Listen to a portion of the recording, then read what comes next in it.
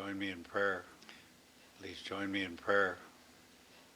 As we know together, the joy, the love and the joy of this, the love and the peace of this blessed season. We give thanks for the return of the light. The return of the light begin to grow longer again. As our days begin to grow longer again. For the return of the light. We give thanks for the return of the light as we remember in each of our hearts who and whose we remember, who and whose we are. I know and remember during this Christmas season. And remember during this Christmas season the Christ light lives within each of us. Lives within each of us. So we use this time of year.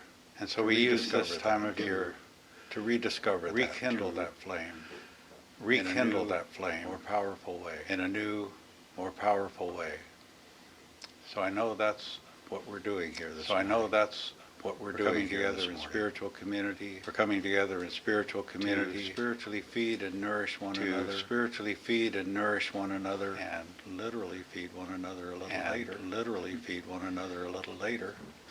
But I give thanks for the spiritual community. It is the arena in which I am reminded who I am. I am reminded who I am. I am reminded who each of you is. And I am reminded that is taking human form, taking human in a totally unique way.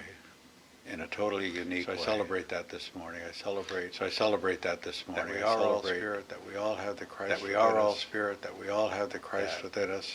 We're already perfect. There's nowhere to go. We're already perfect. There's nowhere to go, nothing to do. We are in the perfect place at the perfect time. In the perfect place at the perfect time. So accepting that is so. Time together. I let this unfold, knowing time together. Unfold, knowing that it does so with love, with joy, peace, with love, great inspiration, with joy, with great inspiration. And I release my word. That creates all things. That creates all things. It unfolds. Knowing that it unfolds perfectly. And together we say, and so it is. And together we say, and so it is. Amen.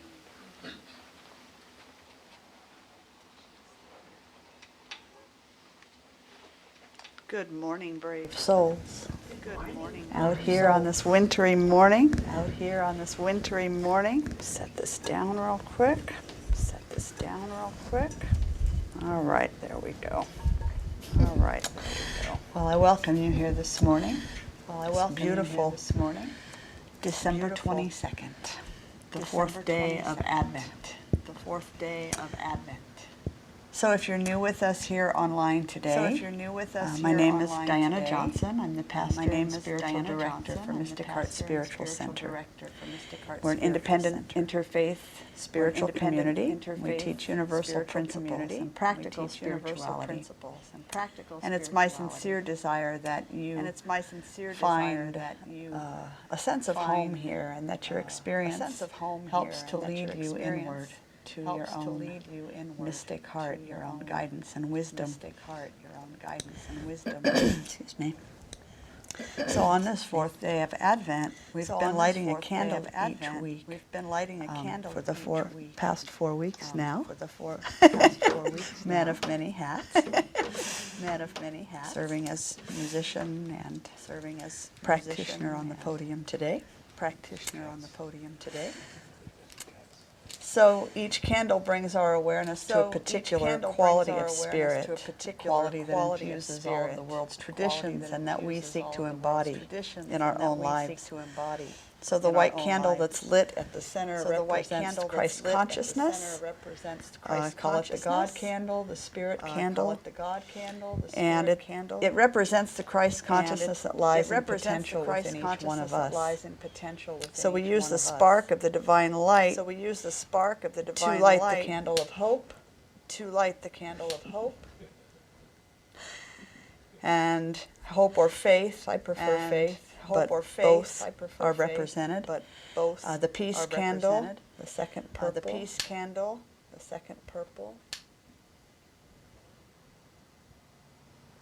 And the pink represents love. And today's third purple candle represents joy. So we understand joy as a deep sense of maybe contentedness that underlies the surface, that lies at the core of who we are, no matter the appearance of what's going on. And it's a sense that all is well and that we will always return after any difficulty back to that place of grounded wellness, that it's our natural state. It exists in potential in every moment, anytime that we choose to be willing to look for it and to settle into joy, to surrender to it. Anytime we do that, it will fill us. So we begin our time of Taizé meditation this morning by joining our voices in musical prayer.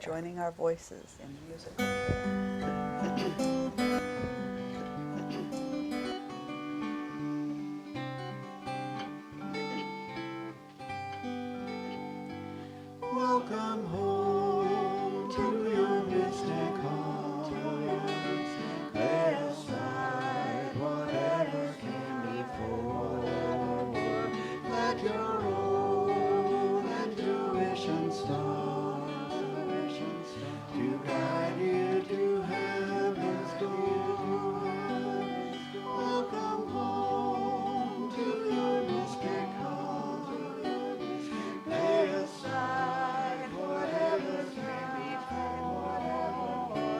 Let your own intuition start to guide you to heaven's door. To guide you to heaven's door. To guide you to heaven's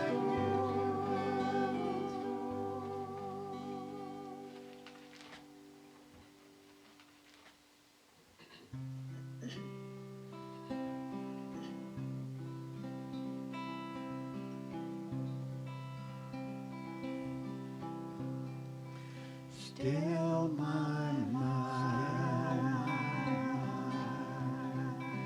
be at peace,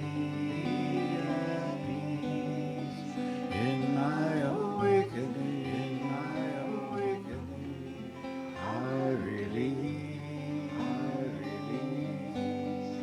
with my heart, free my soul. In my awakening, I am whole, Om Shanti, Om Shanti, Om Shanti, Om Shanti, Om Shanti, Om Shanti.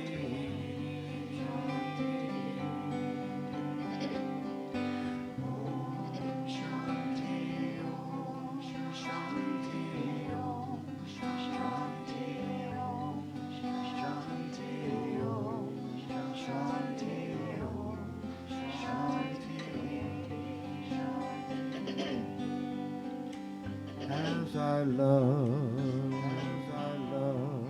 and as I give, in my awakening, I choose to live. Give me strength, shine your light, in my awakening,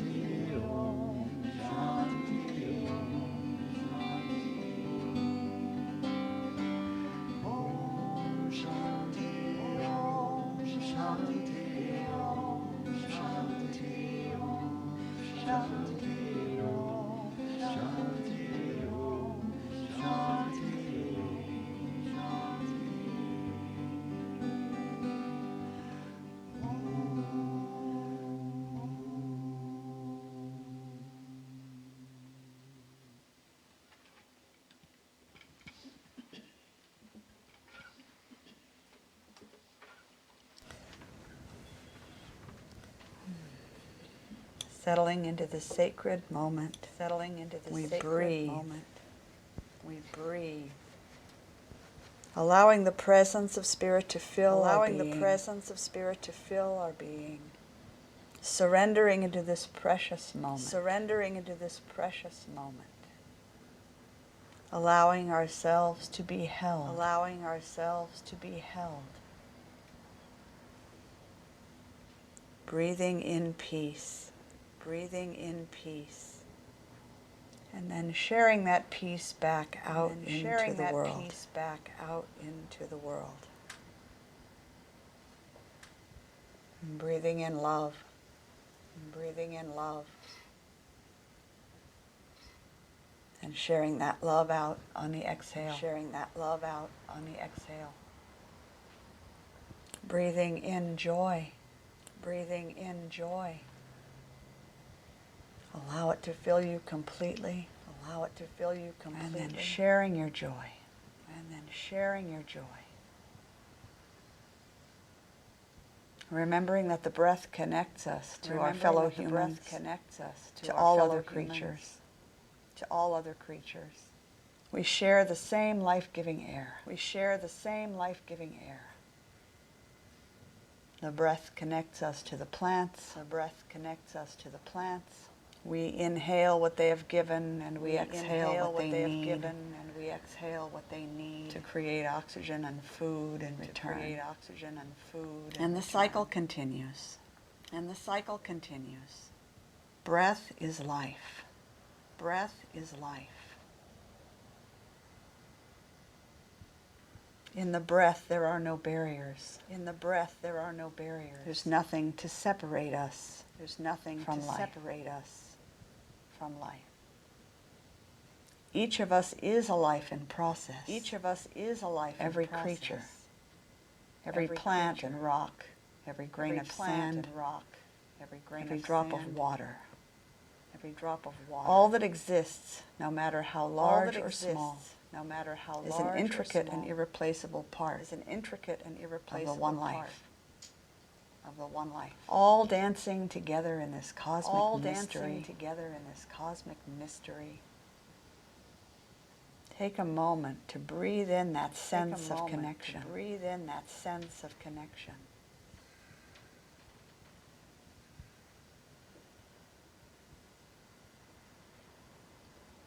Breathing in, I receive the life that connects all beings. I receive the life that connects all beings. All things.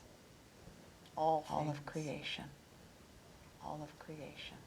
And breathing out, I give back to life. And breathing out, I give back to life. As human expressions, we're given self-reflective consciousness. We're given self-reflective consciousness. The ability to make choices. The ability to make choices. So our responsibility is to make them wisely. So our responsibility is to make them wisely. To care for our brothers and sisters. To care for our brothers human and otherwise. Human and otherwise. To care for the Sacred Mother as she gives of her nourishment. To care for the Sacred Mother as she gives of her nourishment. To make an honorable and noble contribution to life itself. Doing no harm. Doing no harm. And aiding in the transformation that is happening in our world. That is happening in our world. We begin the new year coming up with reflections about joy. With reflections about joy.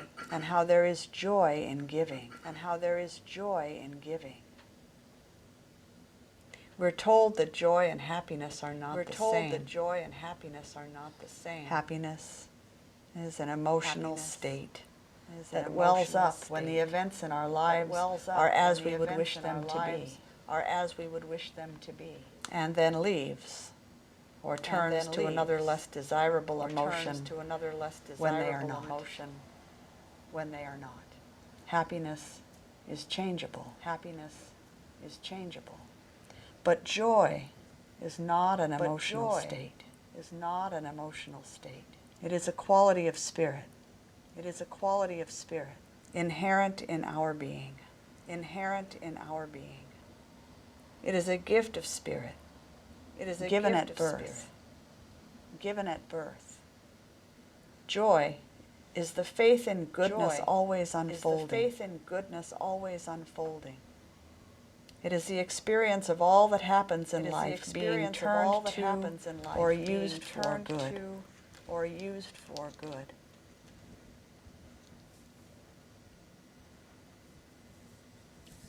From the book of Nehemiah, the joy of the Lord is your strength. The joy of the Lord is your strength.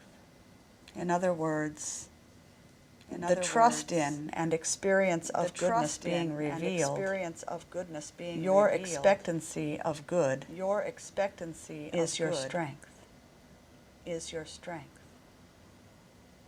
Faith and expectancy are attractive forces. Like attracts like. Like attracts like. Pierre Teilhard de Chardin spoke these words. Joy is the infallible sign of the presence of God. And so the opposite must also be true. When I place my faith in the infallible presence and goodness of God, I find the deep joy that lives within me. We somehow expect that joy should be obvious, visible. But Reverend Teresa Burton of Unity shared a different perspective. Sometimes joy arrives quietly. A whisper in the heart, and a deep serenity in body and soul. The joy that is quiet, the joy that fills our hearts with love and our eyes with tears, is a joy that brings us home to ourselves. That joy is ours when we touch the peace and perfection of the divine, and know deep in our hearts that God is not separate from us and never was. That joy is mine when I open my eyes to the goodness of life. When I make a practice of seeing clearly that life is a gift. When I willingly receive life as a blessing. When I hold this life of mine with reverence. When I say yes, I live this life with care. Yes. I accept and receive joy as an inherent quality of my life. And yes, I am most grateful. Thank you.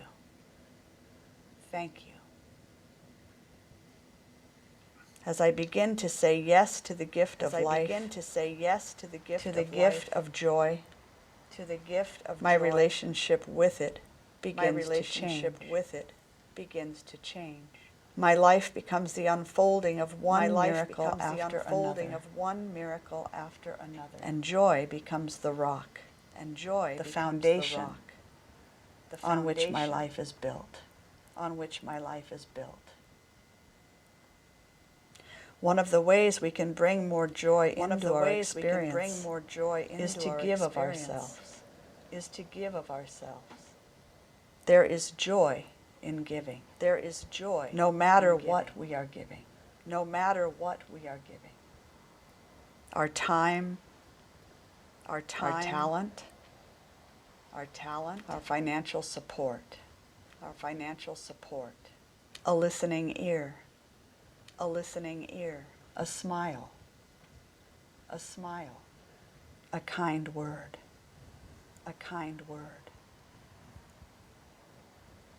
So often we hold back from giving. We refrain from offering our gifts to the world. The holding back may not be intentional. We may not even realize that we are holding back. Maybe we're distracted by our own life's Maybe we're circumstances. distracted by our own life's circumstances. Stuck in our own minds. Stuck in our own minds, difficulties. in our own difficulties. We may feel that we barely have the energy to take care of what lies before us. To take care of what lies before us.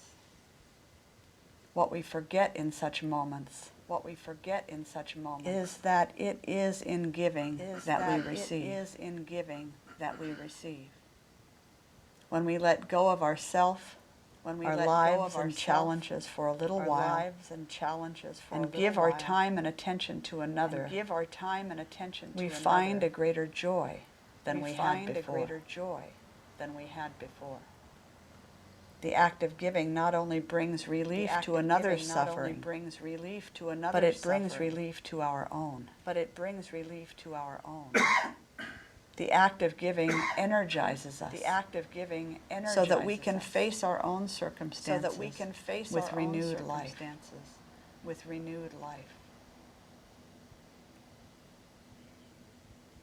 Maybe we're afraid to give.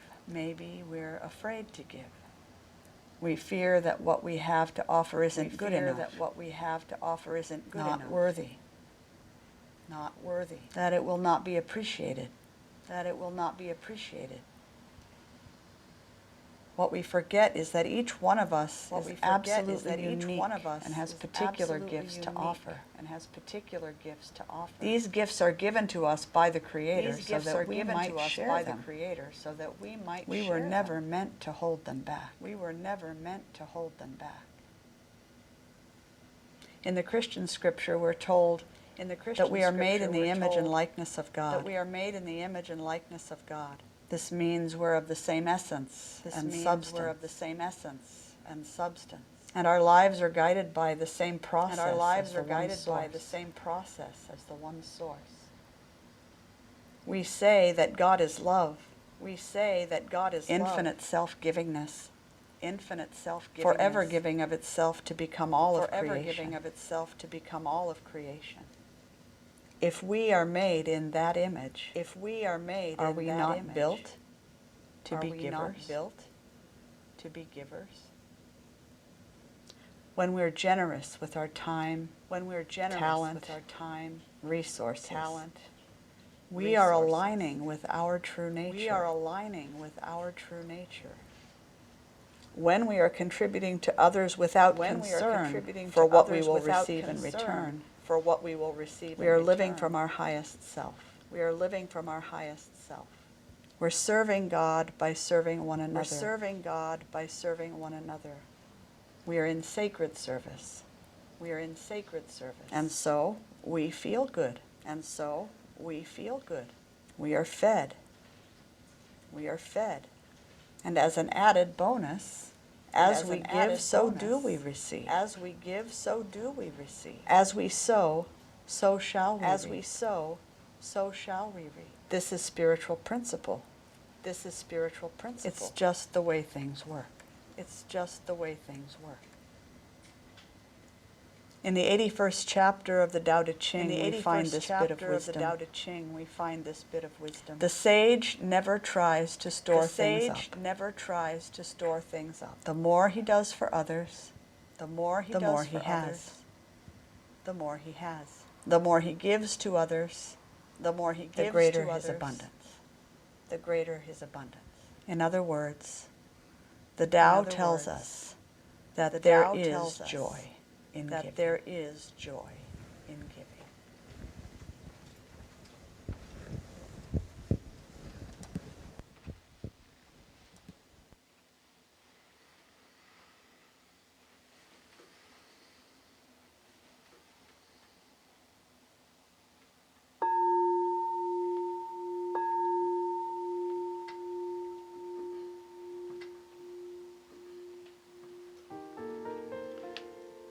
On our altar on this last Sunday of Advent, burn candles representing faith, burn candles representing love, faith, peace, and this week's principle of joy, and in the center, representing the holy light that is the source of all light, the Christ candle, source of all light. The Christ candle. As Reverend Diana reminds us, these are all These are all qualities divine attributes that are eternally present. That are eternally present. Hope may grow strong or fade away. May grow strong, but faith or fade away. Complete reliance on faith is a complete reliance on spirit. Tranquility comes and goes. Tranquility, but there is an unshakable peace. But there is an unshakable peace as the essence of all that human feelings of affection can change. Human feelings of affection or outer conditions according to inner or outer conditions. But divine love is that which divine love is the ongoing process of creation. The ongoing process of creation. Likewise, the divine quality of joy is eternally The divine quality of joy is eternally Even when we grieve, we know that at the root of our sorrow is the joy. At the root of our sorrow is the joy we once shared. And when we are grateful, we cannot contain our joy. We cannot contain our joy. It overflows us.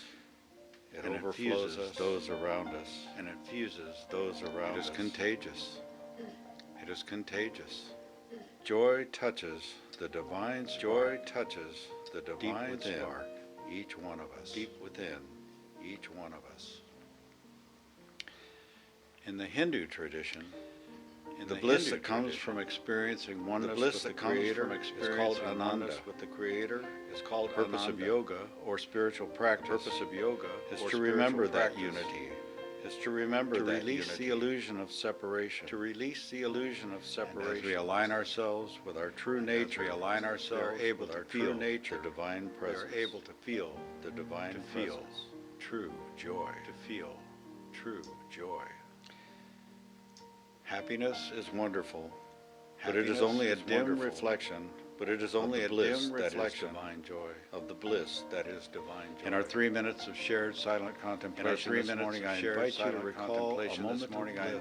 recall a moment. Perhaps it was a full-blown mystical experience. Perhaps it was a full-blown mystical experience. Maybe you were simply very happy. Maybe you were simply very happy. Invite that feeling into your consciousness now. Invite that feeling into your consciousness now. Into your body, into your heart, into your heart.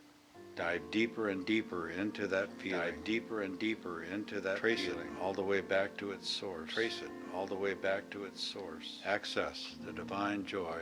Access God. The divine joy within you. God within you.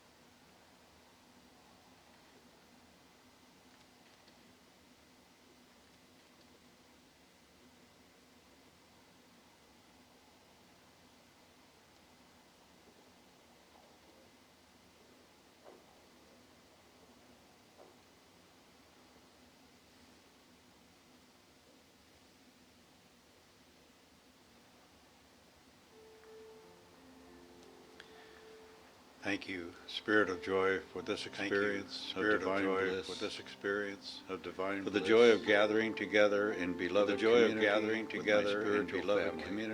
with my spiritual family. We are grateful for this deeper understanding of faith, for this deeper understanding of love, faith and joy, peace, love, for the reminder that they dwell within us, the reminder that they dwell within us, and may we all be sacred channels, and may we all be sacred channels, bringing joy to the world.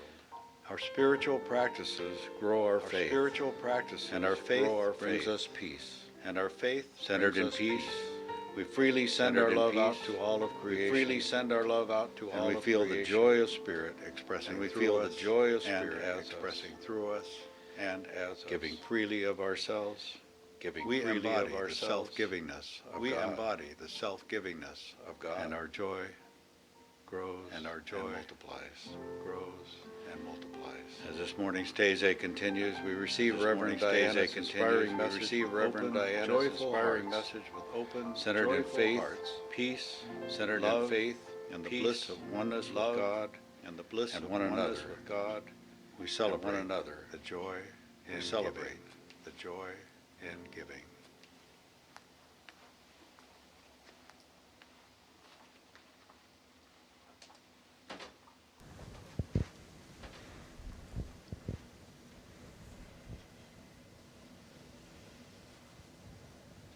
Each of us that comes to a place like this is working to learn how to say yes to life more and more often. Yes to goodness. Yes to goodness. Yes to faith. Yes to faith. Yes to giving.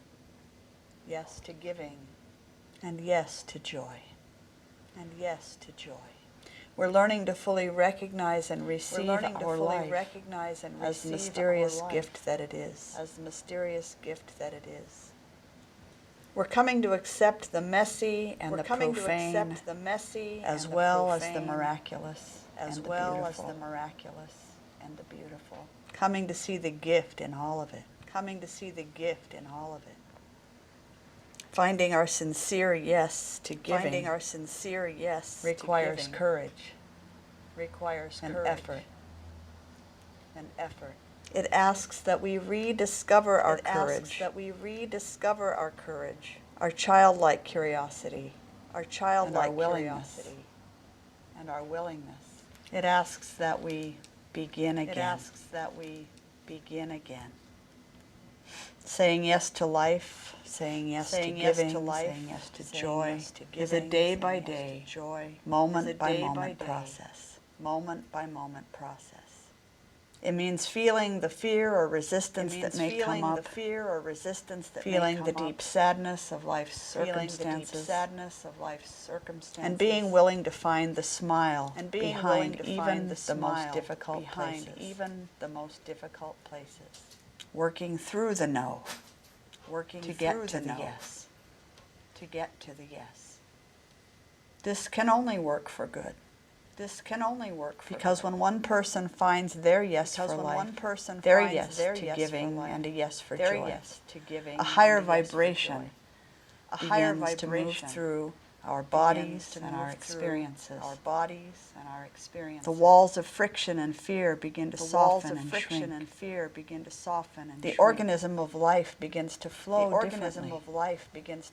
differently. Every single and seemingly small or insignificant effort is actually contributing to the greater good of all. The more we can find our own personal yes, the more we experience the joy in giving of ourselves. The more we discover hope, faith, resilience, and peace. Every yes brings a greater strength and determination, a deeper love, and a more profound sense of joy to the voice of humanity. As it moves past the noise of resistance and into the harmony of true connection. In the name of all that is holy, we close together in prayer. There is one life forever giving of itself. There is one life forever giving of as itself all of creation. as all of creation.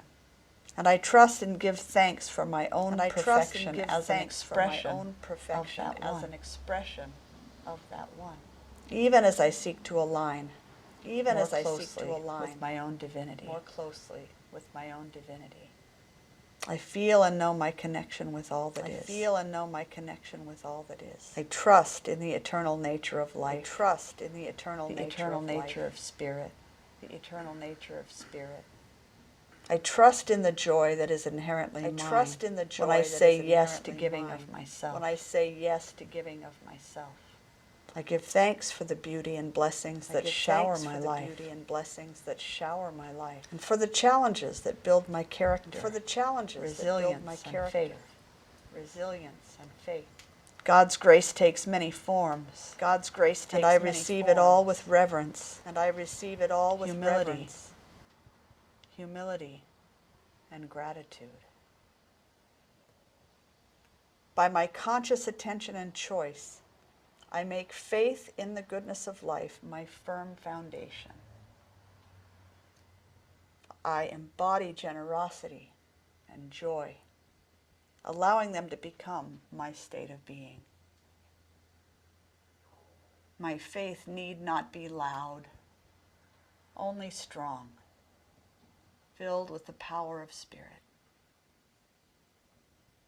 My joy is the quiet assurance of goodness unfolding in this and every moment. All that passes before me is made more joyful by my presence. Joy comes quietly as I breathe in joy, allowing it to move through my body and out through my heart.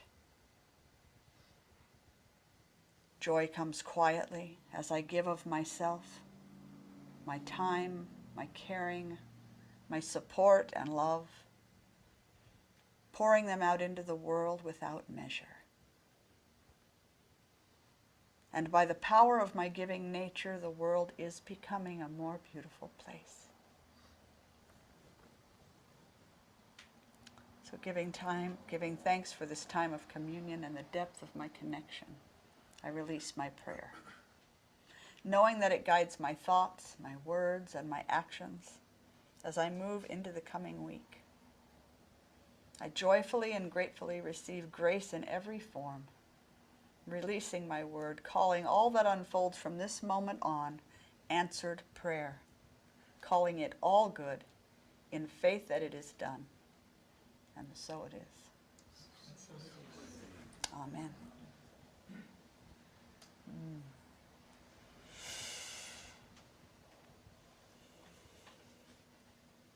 Nothing like focusing on joy to bring your energy back up. It's been a busy week for all of us, I know.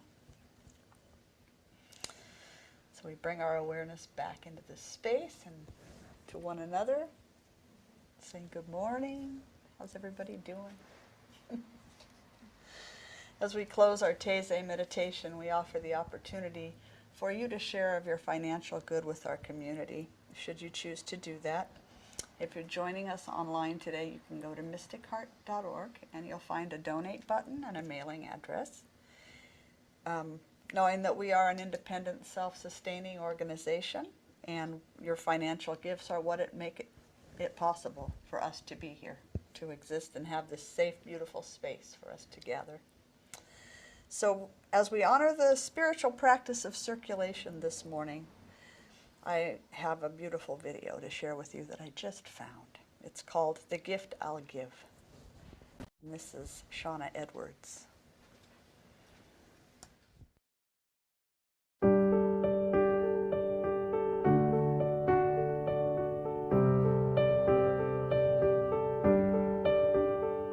I plan to bring the perfect thing to give you on a day like today. So here I am with empty hands and something I've been waiting to say.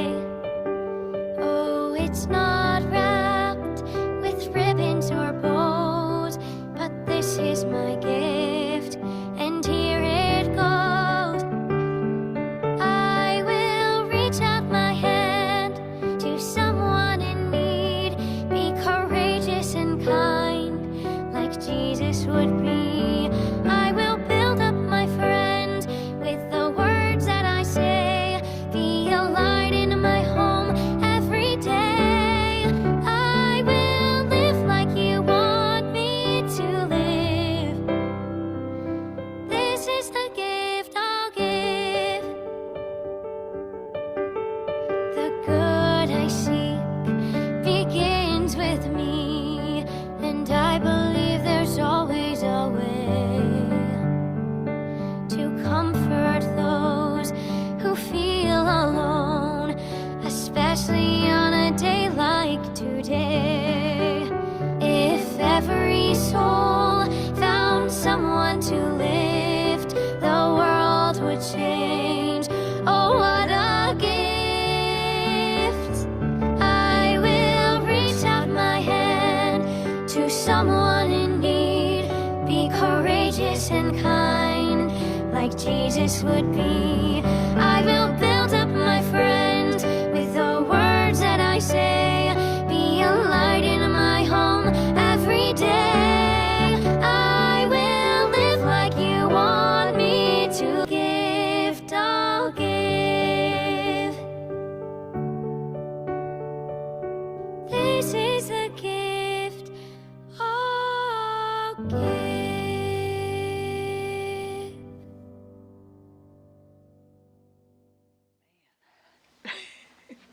Tell I just found that one.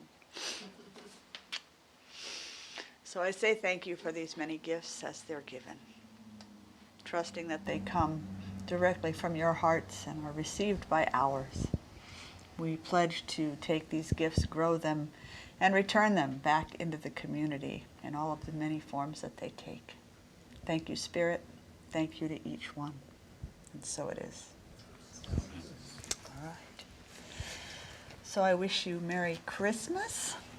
If you are going on your way today, have a beautiful Holy Day week. And if you're staying, there's coffee and tea in the coffee and tea room, and we have a delightful lunch for later on and a conversation coming up. So we'll sing you on your way to whichever direction you go. So if you are leaving right after today's day, I invite you to get some of our gift bags That's from right. the back room, and a sweatshirt. If you We have see some of our unsheltered siblings out there, there's some gifts for them to help keep them warm, and a few goodies in there too. yeah.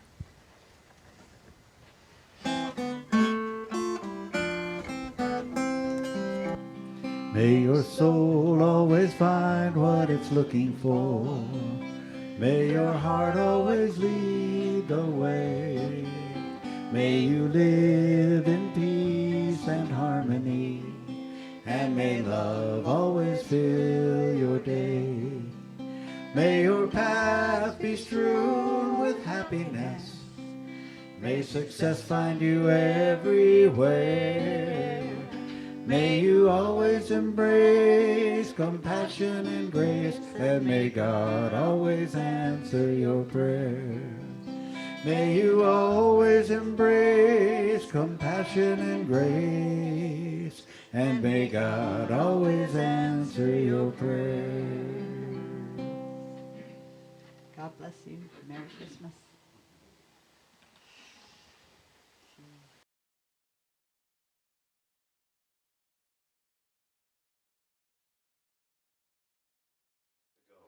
Grace to go. All right, well, please join me in prayer, and we'll know together that the joy of Christmas time, the joy of solstice, the joy of all the celebrations of light that we honor this month is fully present in this place, and that joy is Spirit. It's the Advent candle we light today, and it's that which we hold in our heart throughout the rest of our wait until Christmas time, and through Hanukkah, and through Kwanzaa, and on into the new year. We just choose to live from joy, to be that divine joy embodied in human form. And all we have to do is just accept it, because it's already here. So we let this time together, this gathering, unfold in joy, knowing that it's guided by Spirit, and that the spirit of joy infuses everything we do. So I just get out of the way and let it happen, Captain. And so it is. Amen. Let it happen, Captain. That's a great send-off for a prayer. Let it happen, Captain. It's not the one that gets it done, but it's pretty close. Where'd Luke go? Oh, I was going to say, popped in, popped out. Well, good morning, welcome or welcome back. Let's see, so far, I guess there is a welcome, not just a welcome back in the room. Yay. So good to see you this morning. Merry Christmas, happy holy days to everybody.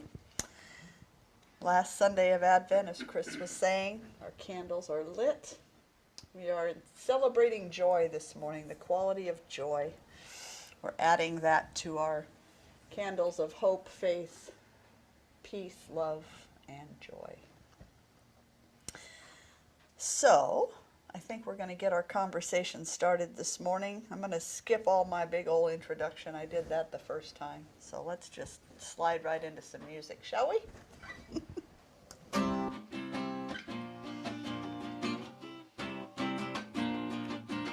Welcome to the Mystic Heart, join the celebration. Lift your voice and sing your part, make this affirmation. Spirit made us family with loving hearts to share. Together we are joyfully practicing the possible through prayer. And everything's possible. So welcome to the Mystic Heart. All right, help me out here. Let's get some blood going. Everybody get up on your feet. See the light in everybody you meet. Everybody get up on your feet. See the light in everybody you meet. Let us be reminded of who we've come to be. We are love, we are one big family. Hey, hey, yeah, yeah. Hey, hey, hey, yeah, yeah. Let us make a joyful sound. Here we stand on holy ground. Let us make a joyful sound. Here we stand on holy ground. Let us make a joyful sound. Yeah, hey, hey, hey. Everybody get up on your feet. See the light in everybody you meet. Hey, hey, yeah, yeah. Hey, hey, hey, yeah, yeah. All right, are you ready to release and let go?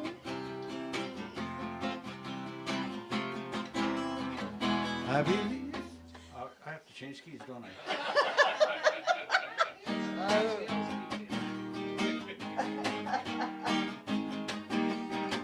I release and I let go. I let the Spirit run my life, and my heart is open wide. Yes, I'm only here for God. No more struggle, no more strife. With my faith I see the light. I am free in the Spirit. Yes, I'm only here for God. I release and I let go. I let my spirit run my life, and my heart is open wide. Yes, I'm only here for God. No more struggle, no more strife. With my faith I see the light. I am free in the Spirit. Yes, I'm only here for God. I release and I let go. Let the Spirit run my life, and my heart is open wide. Yes, I'm only here for God. No more struggle, no more strife. With my faith I see the light. I am free in the Spirit. Yes, I'm only here for God. I am free in the Spirit.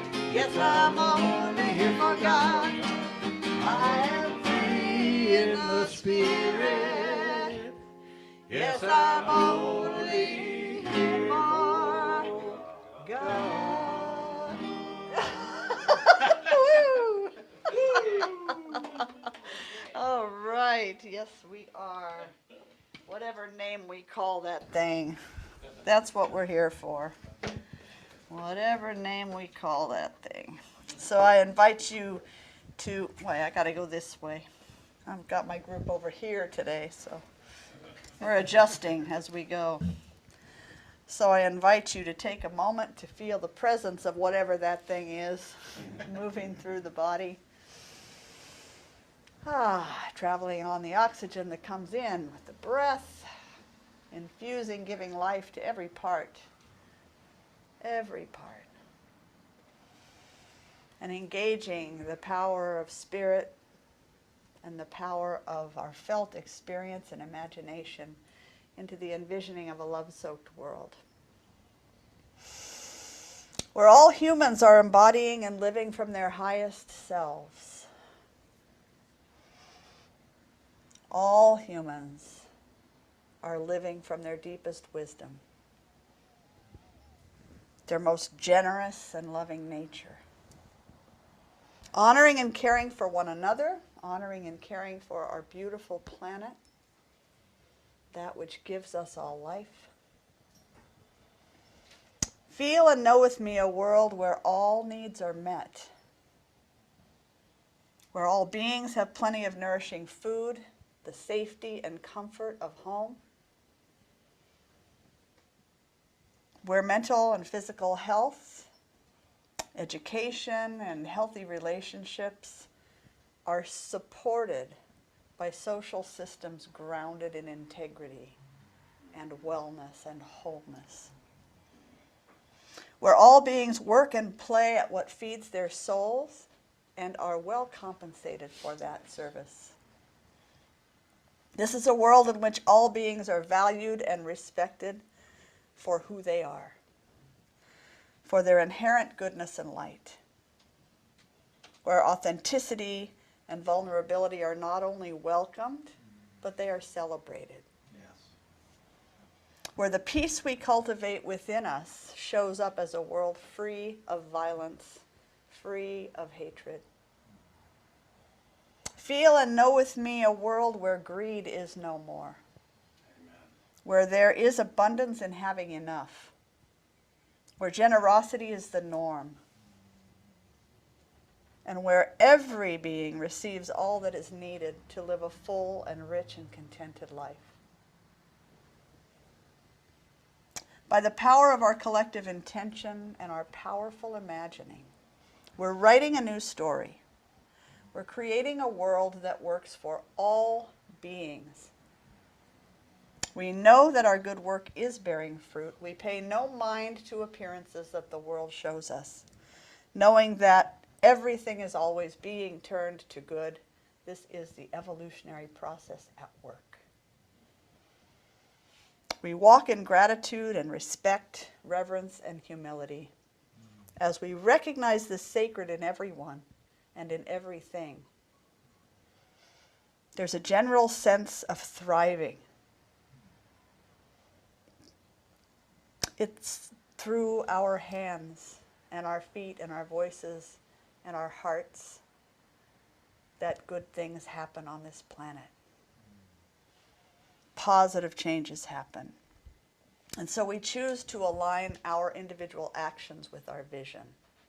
First, living this out in our own homes, with our neighbors, with our friends. And as we do, a new world is being born. One neighborhood at a time, one community at a time. The world is being transformed.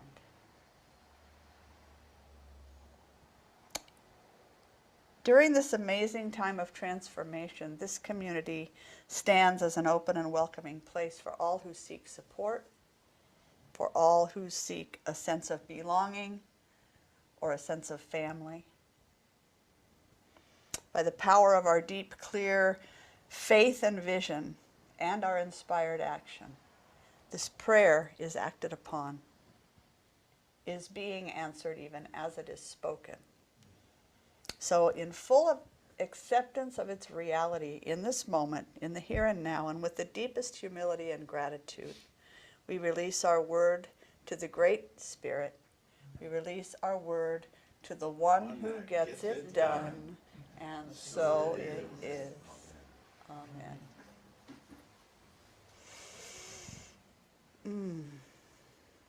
I've been reading a book lately, it's not new, it's 12 years old now, but it's, I think, the newest book out by David R. Hawkins, the Power versus Force guy.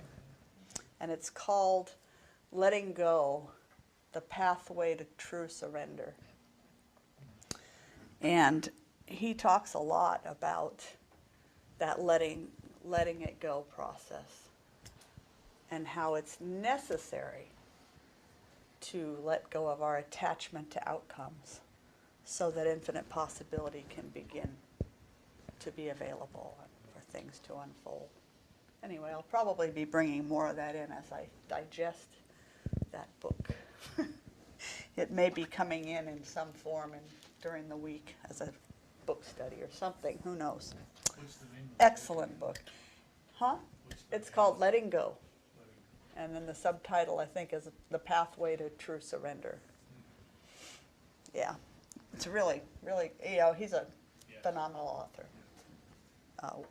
Very enlightened human being. So, anyway, if you were with us this morning during Taizé, you'll know that we're talking about joy, and specifically the joy in giving. So I'm not going to recap.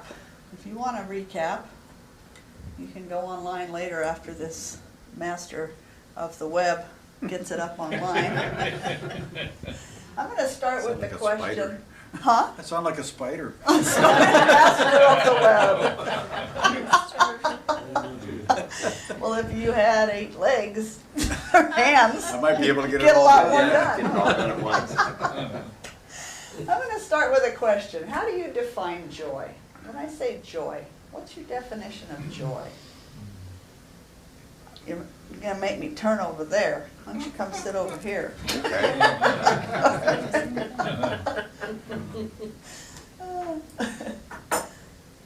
Brett?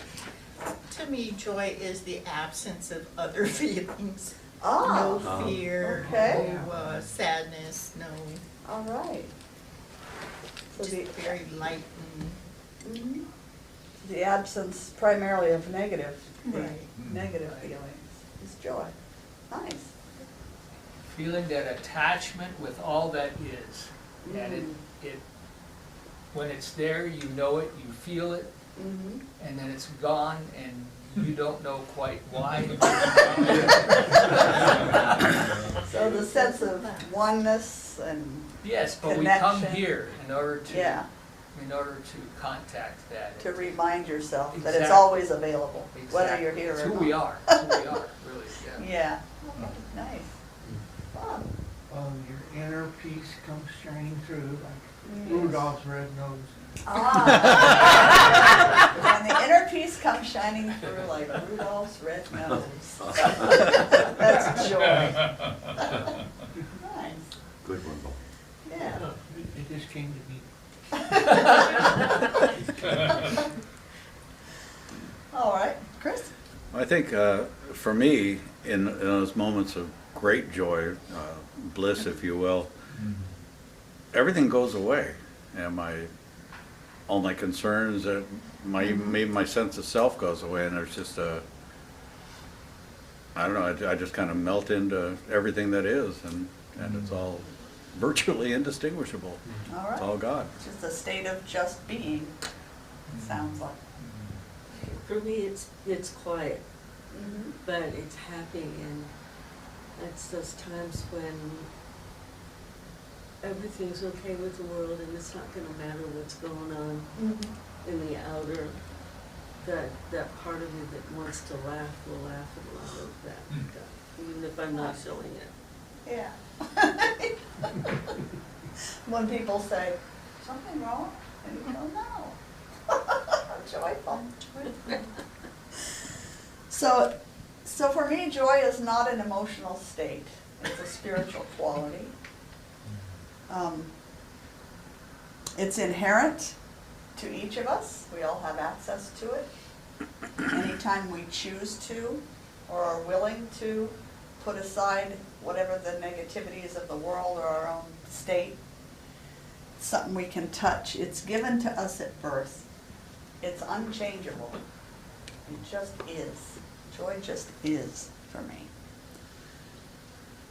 Joy for me means the faith of trusting, the faith or trust that everything that's happening, no matter what it looks like, is ultimately being used for the good of all.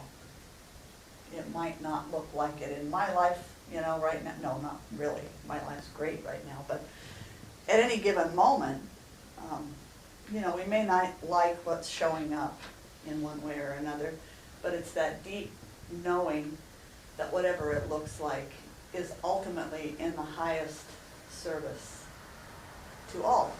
And that might even be at the soul level or the level beyond this material realm, for all we know. But it's just grounded in that faith. So is joy the same as happiness for you?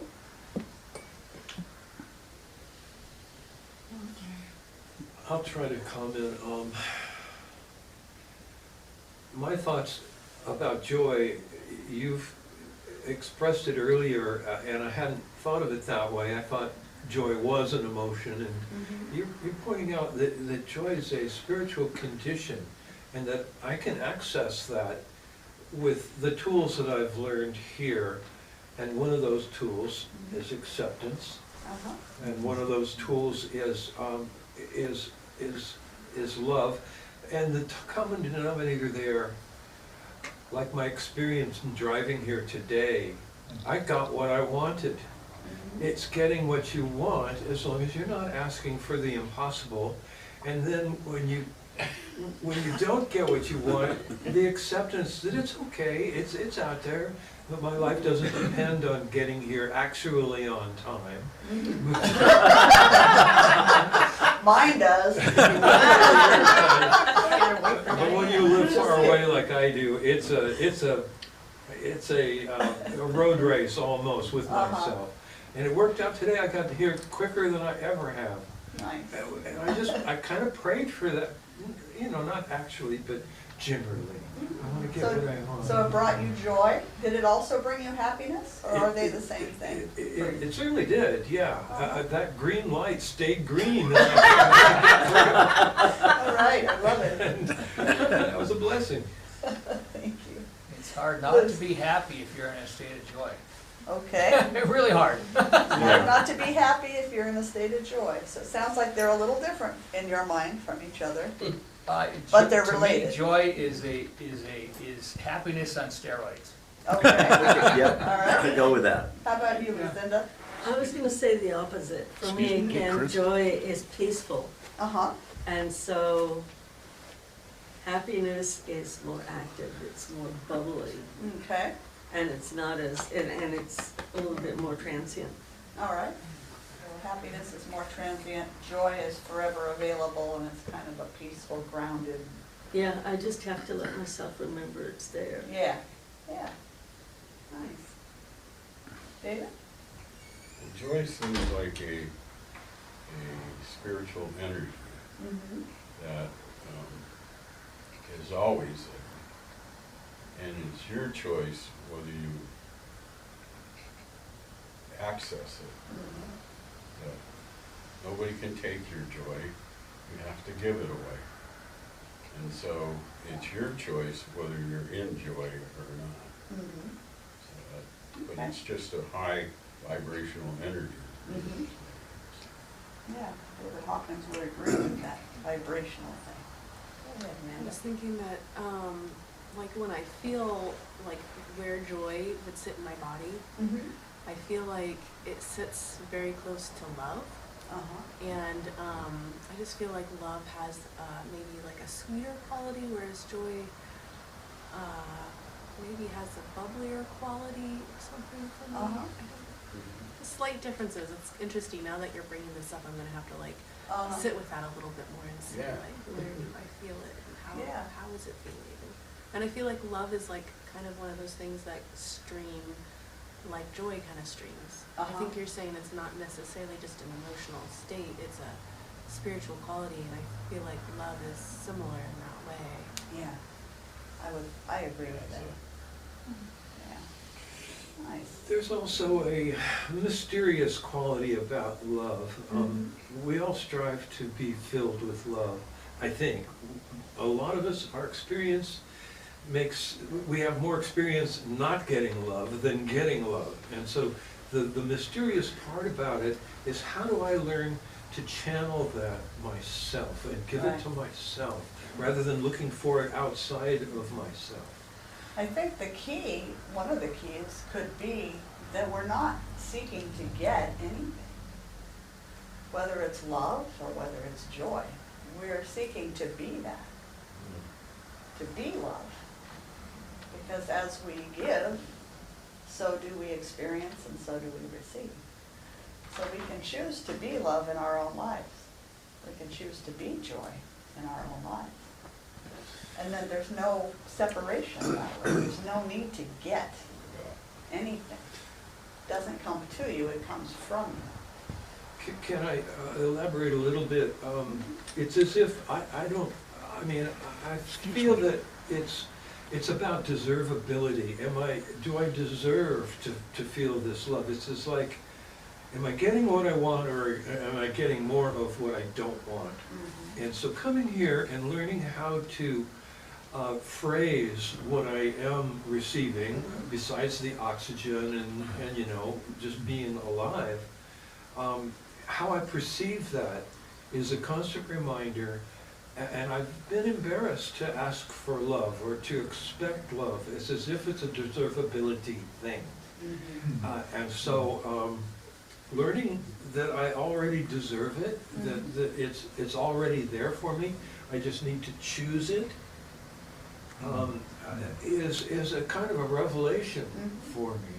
And so I've begun to stop weighing what I don't want and what I do want as those qualities of deservability. So I am seeing how there's a formula of how I can be more constantly happy in this life by choosing what I think. And also one last thought about love. One of the things that I mentioned to Julia here, when I first was talking about Mystic Heart, I said the phrase that you had used many times, a love-soaked world. And it resonated with her and got me to thinking a little bit more about the whole world. And there's a mystery. I mean, what if love is a human condition? And even though we don't know these people or can't express ourselves in their language, they may still know what love is too. So that gives me the impulse to let go of trying to infuse others with the mystery of love. It's already there in them. It's nothing that I have to do to them. But it would be nice if I could just accept that love is a human condition, no matter who or where or what country or anything that you live in. If we each could focus on being the love in our own lives and not worrying so much about whether someone else knows or doesn't know or feels, or because when we walk around being love, our actions, our vibrations, our thoughts, our words, everything becomes loving. And people can't help but feel love. Yes. Being the love creates a sense of love everywhere you go. And in return, spiritual principle says, as we give, So shall we receive. so shall we receive. Deserving? Is Mark deserving of love? Yes. Yes. Why? Because he is Because he's love. human. Because he breathes. exists. Because he exists. We're all deserving. There's no deservingness. We all have all that we need. Yay. And we're all worthy of being the love in our own lives, radiating that and receiving it in turn. We just need Same to with- remember. Just have to remember, right. Same with joy. Being the joy in the room. Being the joy in the room, and that too is a choice. This has been an extremely busy week. Done a lot of awesome things this week. And my energy was a little bit low this morning. But guess what? I walked in the door, someone said, "Are you ready for this?" And I said, "By definition." I'm here, yes I am. It's a choice to step into that joy, to step into that love. And it's not only about the being it and radiating it, it's about the willingness to receive it in return. Because it's got to be a completed cycle. So the worthiness for most people comes in the receiving end. Most people are all too happy to give love, to be love, to be joy. And then when it comes back, as it naturally does, oh, no, not me. So that's where we really have to do our work on opening up and receiving, to let that cycle of love, cycle of joy complete itself in our lives. Chris? Yeah, that reminds me of a situation we see often when somebody gets a compliment and they don't let it land. They don't accept it. Yeah. So, you know, but it's the same with love. It's the same with joy. We need to be open and just gratefully accept whatever comes our way. Practicing saying those simple words, thank you, without, oh, well, you know, it's not that big, oh, well, just thank you. Anna? As you were talking about this cycle, I was thinking along the lines of, I feel like love is like a flow too, like you can pick it up, like it's all around us, and it comes from, you know, it's funny, not just other people. Usually when I visualize it coming from the earth, but really it does flow through people, obviously, duh. But I guess, you know, like sometimes I'll visualize those things, and I'll visualize like love coming in from the earth and all around us and coming into my body and then flowing out. You know, like I like what you said about it being a cycle. I think that's a very cool way to visualize the flow, just flowing all around, you know, coming in and coming out and going to others, and very beautiful. Beautiful, thank you. Lou? What Anna just said kind of segues in, as I'm listening, segues into what Hawkins was saying about letting go, is that, you know, the essence of God, the essence of all this creation around us, whether it be human beings or nature or whatever, is love. And so in this letting go process, we then manifest it wherever, however it is. And we can choose that. Right. We can choose that, which is an aspect of, I think you were saying this morning when you walked in, you know, you chose that. Right. You made a choice, Yes. conscious or unconscious. And I think it's like working out. It's a muscle Right. that you can build, okay? It's a habit you can develop. It's a presence Yes. that you can access. And this book, Letting Go, just so you know I could say that. what it is, he's giving a nuts and bolts how-to guide. Huh. How to live a life fully surrendered. And he takes it bit by bit. It's a fantastic. I'll have to order it. Yeah, it's good. David? Well, a statement that I heard Krishna Das say once, and I got a lot out of it, was, you can't fall in love, And you can't fall out of love. Right. You are. You are love. That's, Yeah. it's there, it's not something that Right. goes away. And the earth is love. Yeah. And everything on it is love. It's, if you, even New Thought defines love as self-givingness of spirit. Self-givingness of spirit. Spirit forever becoming everything. That's love. That's what New Thought means when they say love. And so if you think about that, the earth is self-giving. Everything on the earth works in cycles. The only thing that makes us different in a sense, not higher than, better than, but just different, is that we have a self-reflective capacity and the ability to choose our thoughts, words, and actions in a very real way. And so we have added, my view is that we have added responsibility to do that wisely, because we can.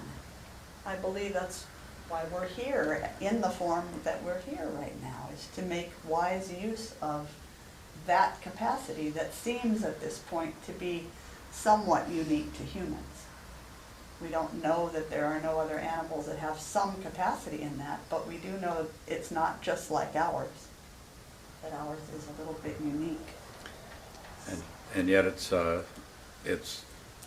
the wild animals in nature that actually live surrendered all the time. Right, yes.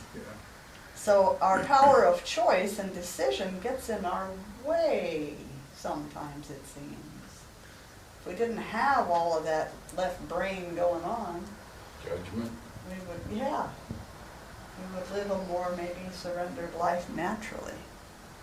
Reverend So- Diane, what you're saying is one of the things I'm thinking about our beloved animals and pets, sentiency, of how they're such a wonderful example of that presence and that love, that unconditional love and that presence. And it segues into something what Mark was saying earlier, and everything we evidently on his path he's dealing with, is that it isn't something you're worthy of, Right. or it isn't something that you work to obtain or something. It's, it is. It's factory equipment. Factory equipment. No way you can separate yourself from it. It's what you are. Like that So- refrigerator magnet. May I be the person my dog thinks I am? Thinks I am, right? Yeah. That's great. So today's topic is actually joy in giving, and I want to get us around to that thought for just a moment. Do you agree that there's joy in giving? Definitely. Absolutely. Sure. Yes. Why do you so easily say yes? Because it makes me happy. That makes you happy. I was gonna say because I've felt it. Yeah. Feels good. Yeah. Experiential, you bet. Yeah, Makes you feel good to do something nice for someone else. right. It made me feel good. The other night when I was giving away packages, and Santa Claus was out there, and I pulled around and gave him one of those gift packages, and he said, "Could I sing you a song?" He had a guitar. Yeah. And he had a Santa hat on, and I said, "Sure," because he was giving back to me. Uh-huh. It made us both feel happy. I stood there on the sidewalk. Listening to him sing. Hard nailing, but Oh, Chelsea. nice. And, Well, the guy that stands out there with the guitar, is that who you're talking about? yeah. Yeah. Yeah, So, He wanted to Awesome. give a gift in return. Yep. See, yeah, he so gave I a gave gift. him, like the little drummer boy Yeah. gave Jesus. and, Yeah. he was so happy. And I also gave him $5 to go get some coffee across the street. There you I said, go. Thank you. Wonderful. So could it also be that it feels so good because when I'm giving to someone else, where's my attention? Where's On my them. focus? It's on them. It's not on me. It's not on whatever's going on in my life or what's going through my head or how my back aches or whatever it is on any given day. your attention shifts away from this, April would say, is human meat suit. And we're so much more than that, but I like that title. It works. And we give our focus and our attention, and therefore maybe our love, our service, to something outside of us. And if we are made in the image and likeness of the Creator, by whatever name you call that, and we name it as love, self-givingness, then are we not that too? Aren't we have built? to be. Aren't we built for that? So when we're giving, we're actually coming into alignment with what we're here to do. We're fulfilling our purpose. David? Well, as much as you give, you receive.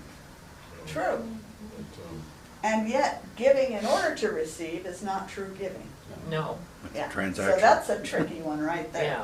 Yeah. Pure-hearted, open giving for the sake of giving with no attachment to what comes back is true giving, and it also plants the seed that brings return. brings you joy. Chris, and then Mark, and then, Yeah. well, Brett.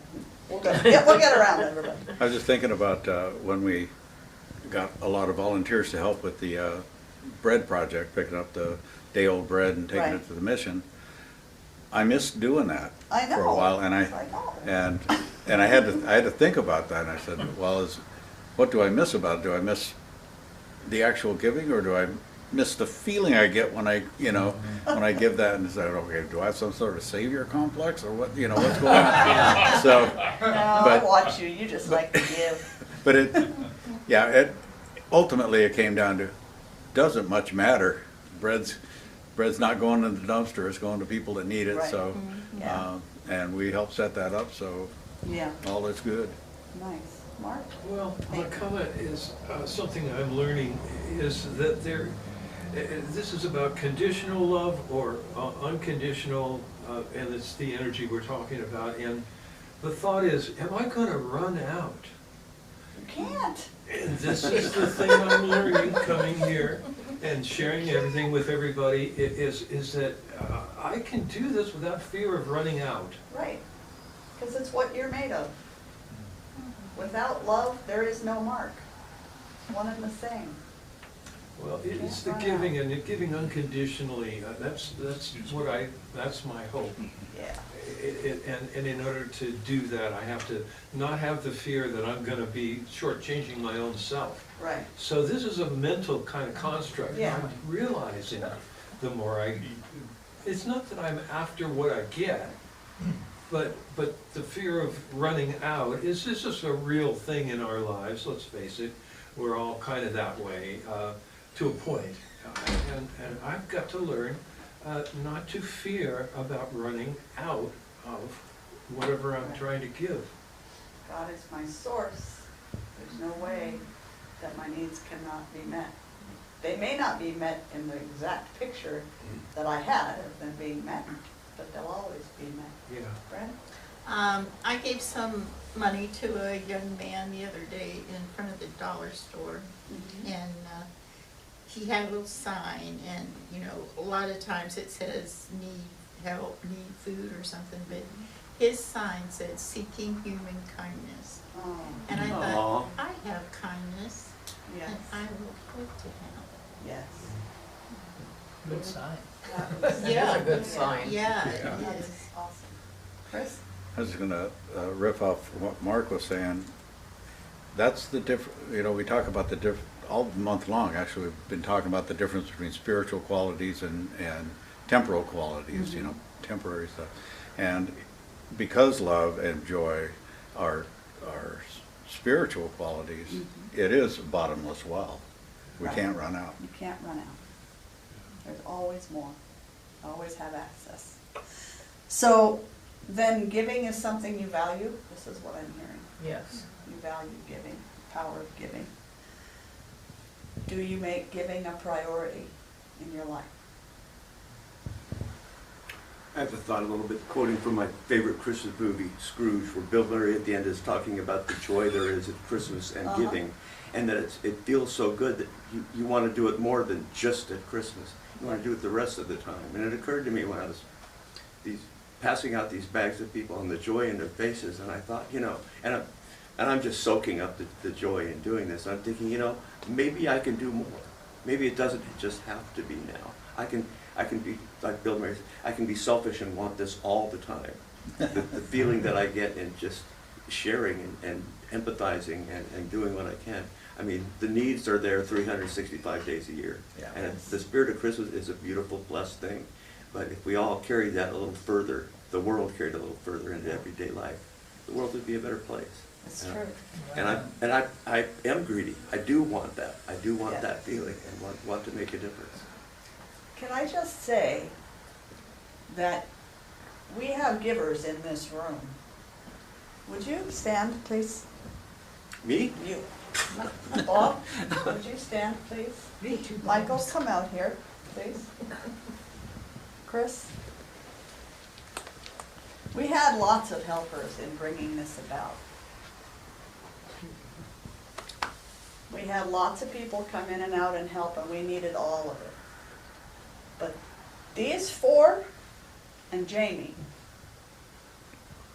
And Romy. And Romy. Saint Romy. Saint Romy. You are a giver, Bob. You do give all year. You give of your heart. You give of your love. You give of your time and your service. Same for you, Bob, Michael, Chris. You don't ever have to wonder if you can do more. Everyone can always do more, but you are enough, and you give all the time. Yay.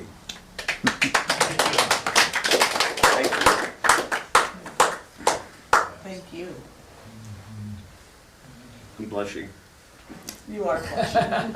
It's okay, enjoy it. Take Enjoy that it with blush take every that ball now and and run with again. So yes, you make giving a priority. I see that in many, many, many people that come through here. So what's the difference then? You say you value giving, you make it a priority. Or maybe we can make it more of a priority at times. What's the difference between our values and our priorities?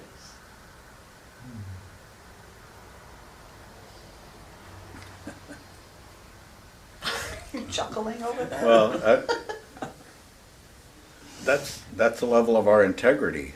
Okay. If we're in perfect alignment, perfect integrity, our values and our priorities are, our values are reflected Okay.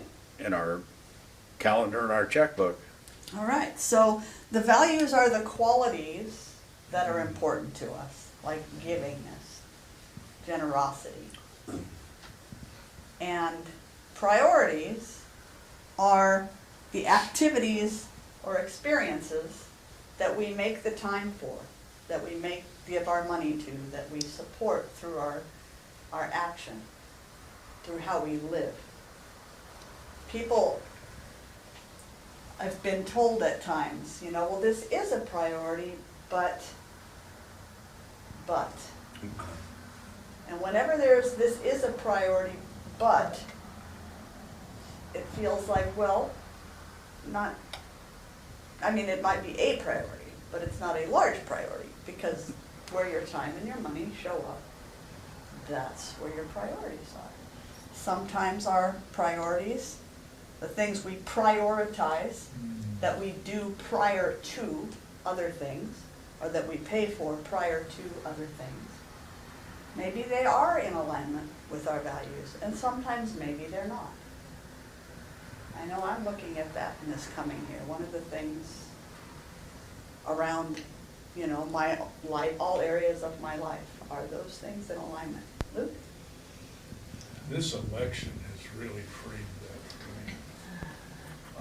My values and my priorities.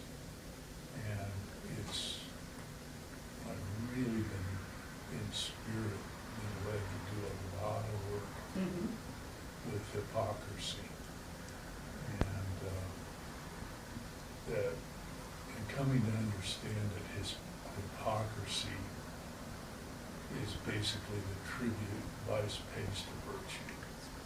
And it's led me with some of my associations, friendships, people over the years to really kind of stand in an integrity within myself as far as what my values are versus what my priorities are. And seeing that not only in myself, but other people too. That's a word that's a strong word, and we tend to, I tend at least to take, if someone were to call me a hypocrite, that would be like one of the biggest,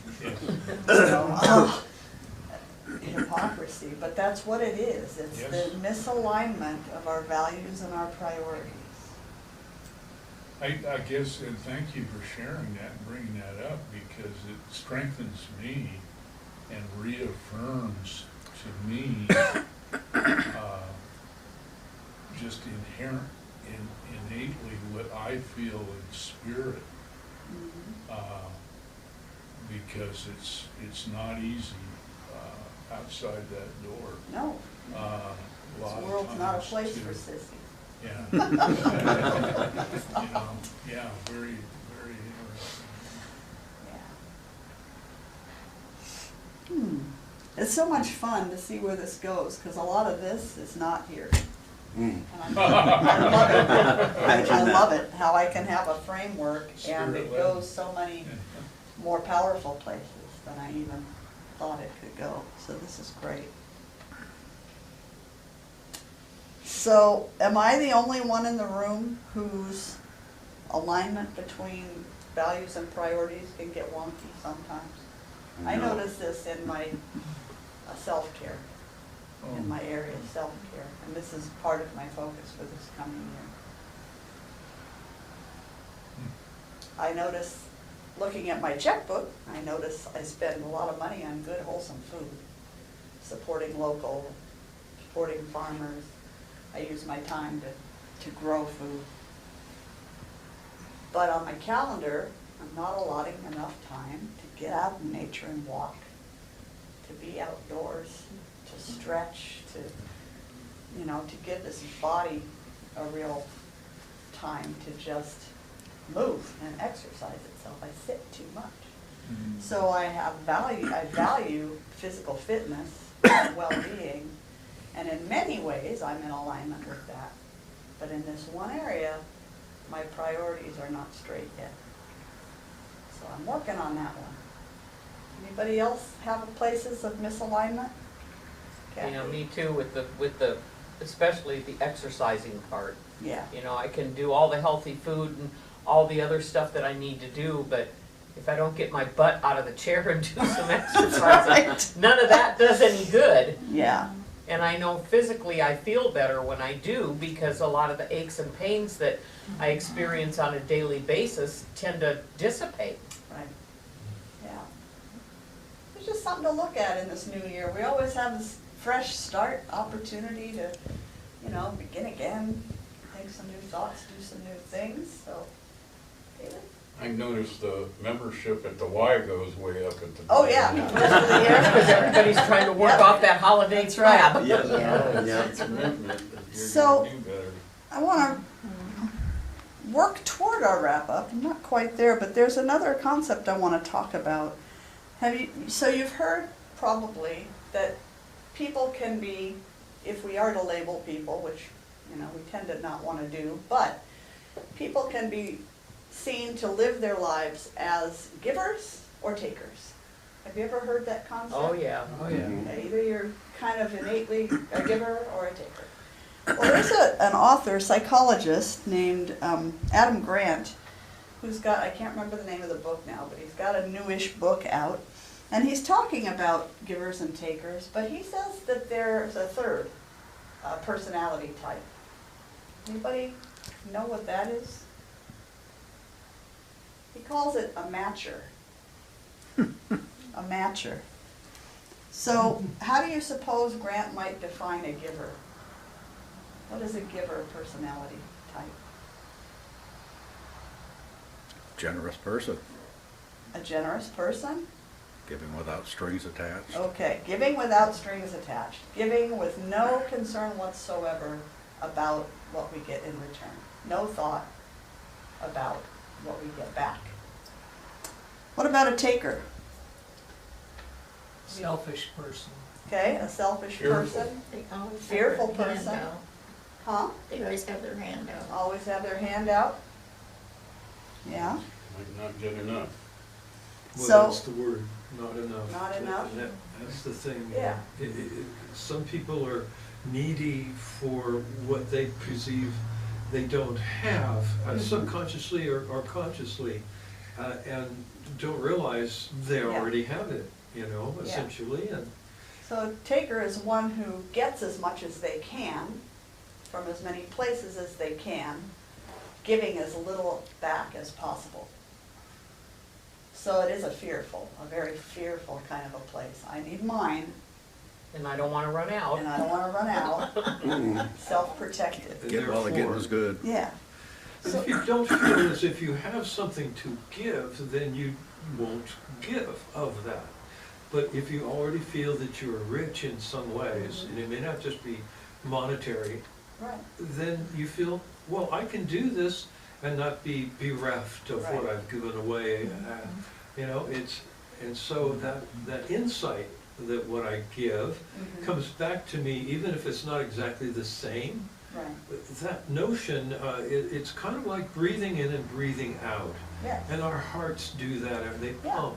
And we're alive because of this streaming. Mhm. And let's not forget that we're always streaming air and water and food and goodwill. Yeah. So I'm gonna bring us around to the third term real quick. So we have givers, we have takers. What do you suppose a matcher might be defined as? Someone who will only give as much as they feel they've been given. Okay. It's gotta be fair. Yeah. It's gotta be even exchange. I gave all this time, now I wanna get this much time back, or I gave this much money, I wanna get, it's gotta be balanced. It's gotta be even. So that sounds fair though, right? Doesn't that Not sound really. fair? It's fair, but it's not generosity.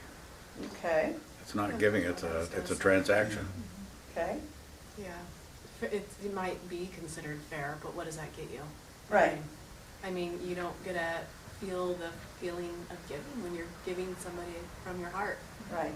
you know? That idea of fairness is interesting too, because actually fairness is a spiritual principle or quality. Life is always fair. It's a spiritual principle. But it's not fair because it happened to me. How many times have we heard that? The Why energy me? given is always returned. We might not know what it's gonna look like or how it's gonna show up. The earth itself comes back to balance. We can dig and we can plunder and we can do, and then in the absence of human plundering and digging, the earth returns to its balance.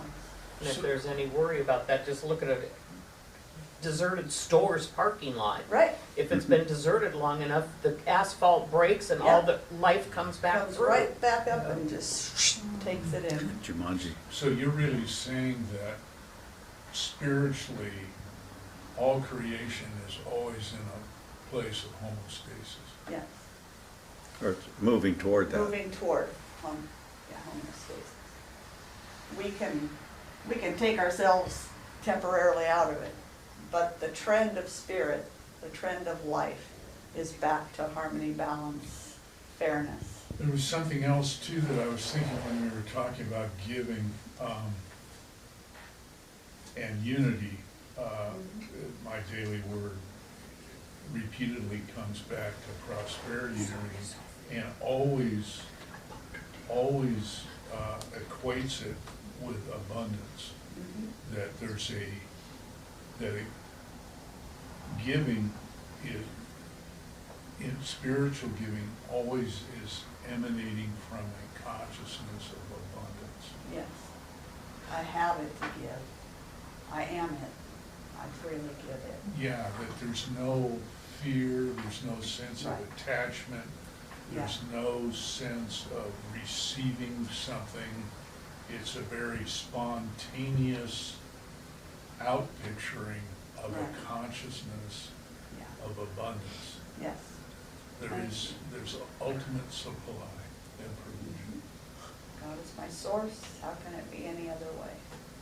Thank you. Bob? I think it's fair to say that life being what it is, there may be times where you're going to be in a position where you need to receive more than you give. I mean, in finding life's balance sometimes, and to be gracious in this. I mean, it's okay to receive as well as to give. And if your needs are such, depending on life exigencies of life, Yeah. abundance flows your way. You want to accept that with grace and know that Yeah. a balance will be restored. The shoe will be on the other foot at some point in time, and you can be in a Yes. position to give more. So And it's- notice when you receive gracefully, what are you doing? You're giving thanks. You're still giving. It's part of life that is not a cycle. flat platform. Right. So to have grace through both the ups and downs, I think, Yes.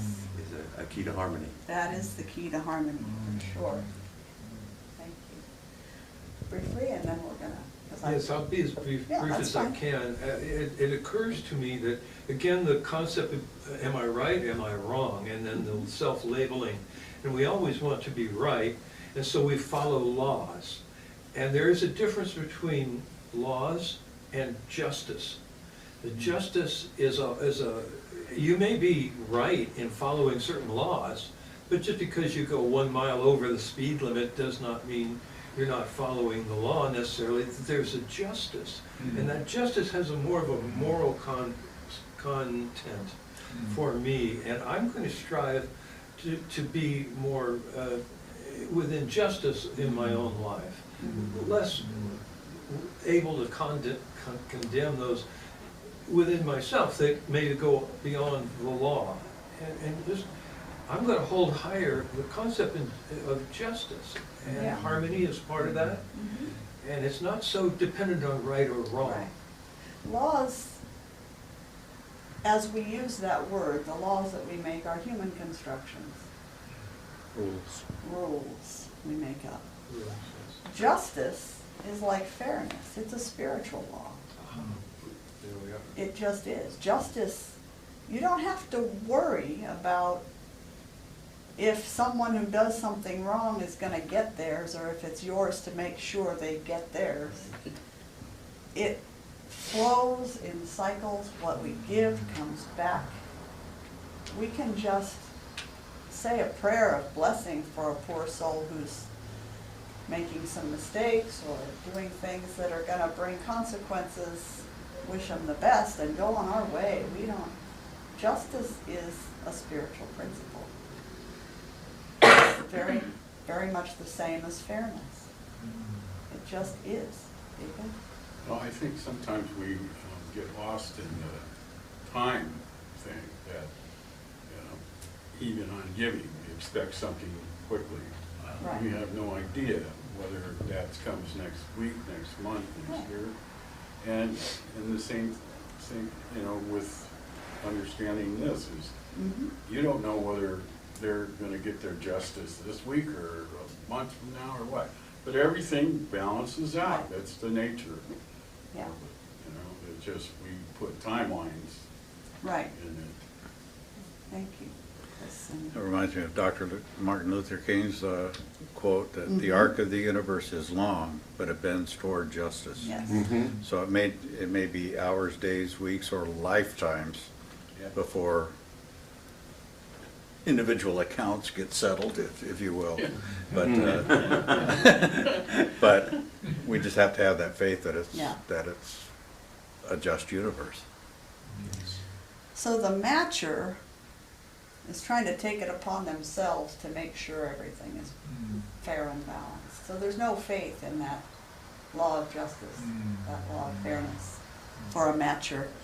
And as much as we we all might find ourselves in that headspace once in a while, and we all might keep track of who's doing what, and we all have our rationalizations for why we're keeping track. We don't need to keep track. Spiritual law's always at work. What we're giving is what we're receiving in like. It's just the way it is. We couldn't change it if we tried. We couldn't change it if we tried. So if we're being love, if we're being peace, all of these qualities, we're being joy, and maintaining that in our being, and walking through the world emanating that, there's no way for us to not receive that in kind.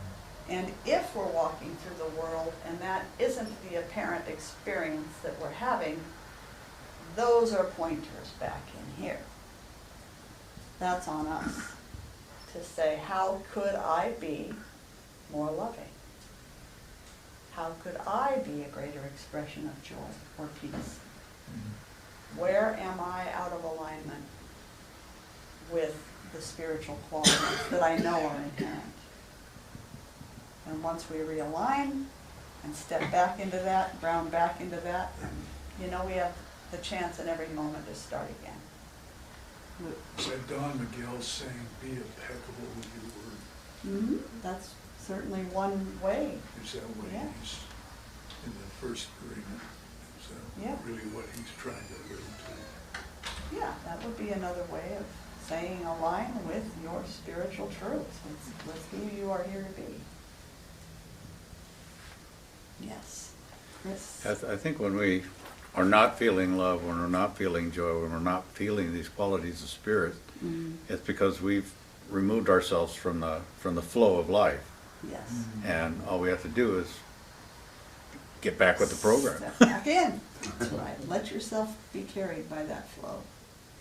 This is a great conversation. We could do this all day, but then we're going to get really hungry. And I do actually have guests coming tonight. So, I think that there's actually research behind this idea that those who give of themselves freely, that are actually givers in the world, they actually live longer, happier lives. There's actually research behind that.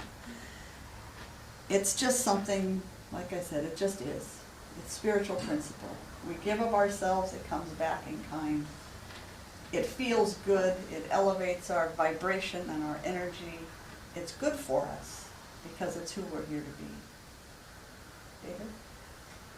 I remember this experiment that was done with this university that had a psychology department, and the many professors that were there, and they decided to run a test on them to see what the correlation between their giving or their being honest and their teaching ability.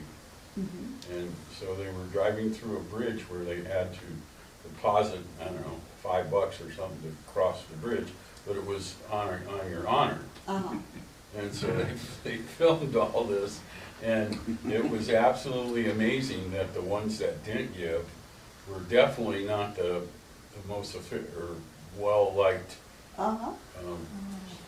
professors, or they definitely didn't have some quality. Have a giving, they didn't express their giving spirit. Right. Yeah. Right. And it was kind of a trip. Yeah, that's. So I'm going to leave you with a couple of quotes and pray us out of this session, so we can follow our noses into the lunchroom. Smells delicious in there. So this first one is from Denzel Washington. At the end of the day, it's not about what you have or even what you've accomplished. It's about who you've lifted up, who you've made better. It's about what you've given back. Yeah. From Muhammad Ali. Service to others is the rent you pay for your room here on earth. Nice. Yeah. And John D. Rockefeller Jr. Think of giving not as a duty, but as a privilege. So join me in knowing this truth for yourself as I speak it out loud. Infinite Spirit, loving presence, great mystery. You are all in all. You are all that is.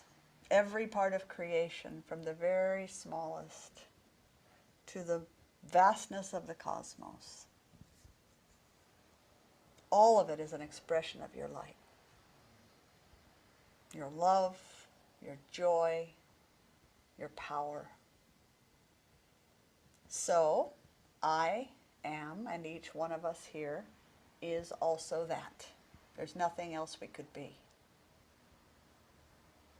I am an individualized expression of spirit. In knowing this as the truth of my existence, I can relax my heart and mind.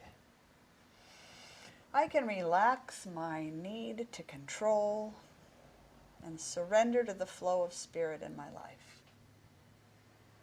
The flow is always moving through.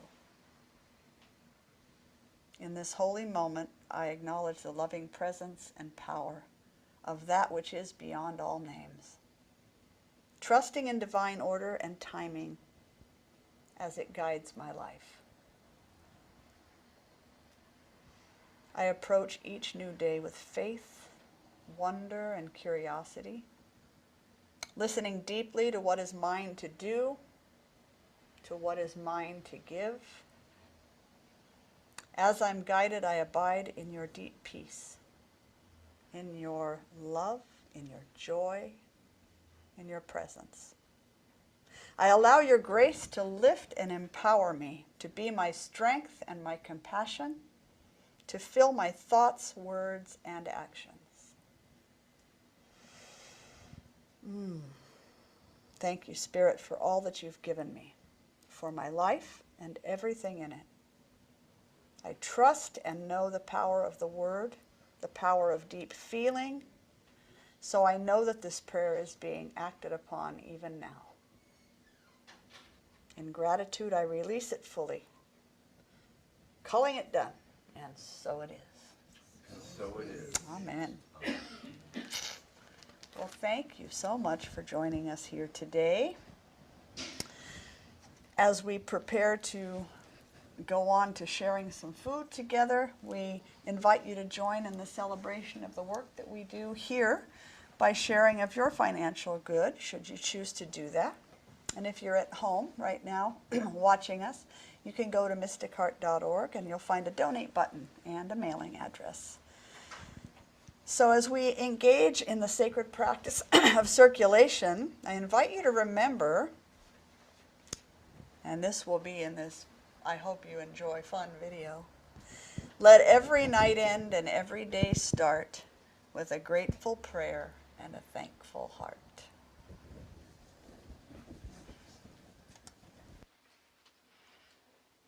This side of the room is much more giving.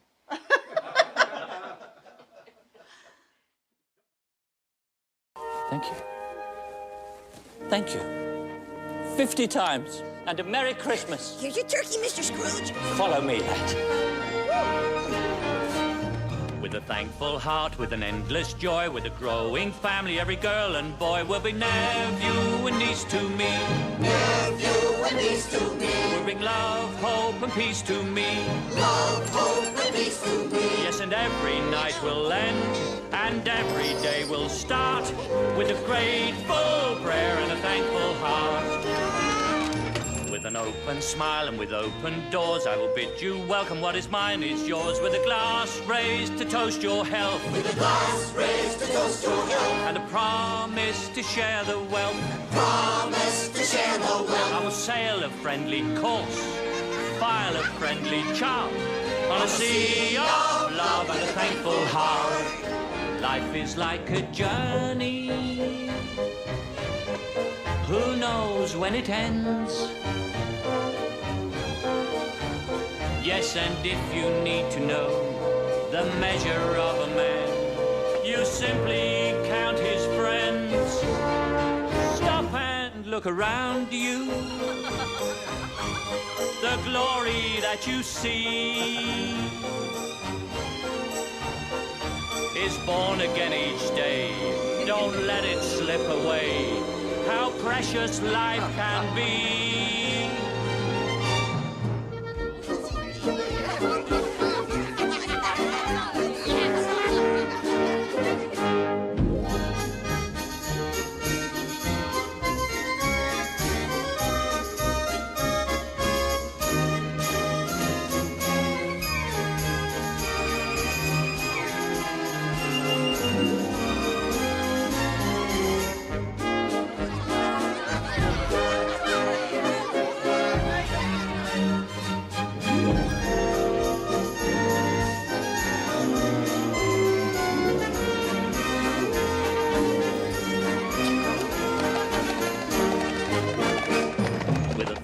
Heart that is wide awake, I do make this promise every breath I take will be used now to sing your praise. Used now to sing your praise. And to beg you to share my day. Beg you to share my day. With a loving guarantee that even if we part, I will hold you close in a thankful heart. I will hold you close in a thankful heart.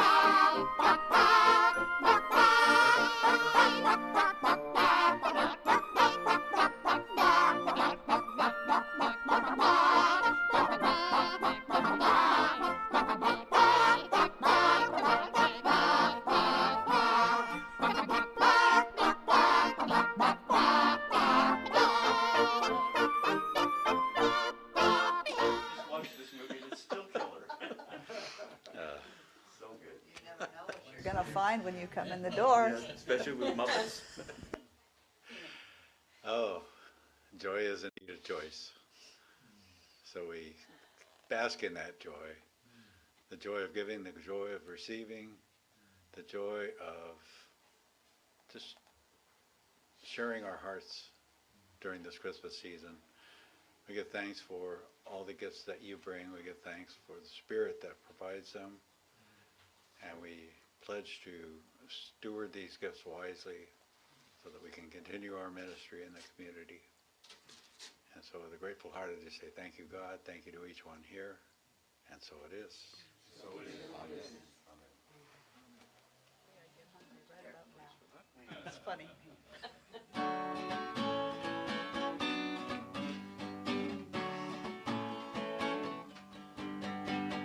All together, hand in hand, we see the light, we take a stand, and we are changing. A whole new life for you and me. Take your best and set it free, and share this blessing. Love be with you, peace enfold you, Spirit lift you, breathe it in. Truth come through you, make our love to you, that joy renew you until we meet again. Love be with you. Ooh, love be with you. Ooh, love be with you. Ooh,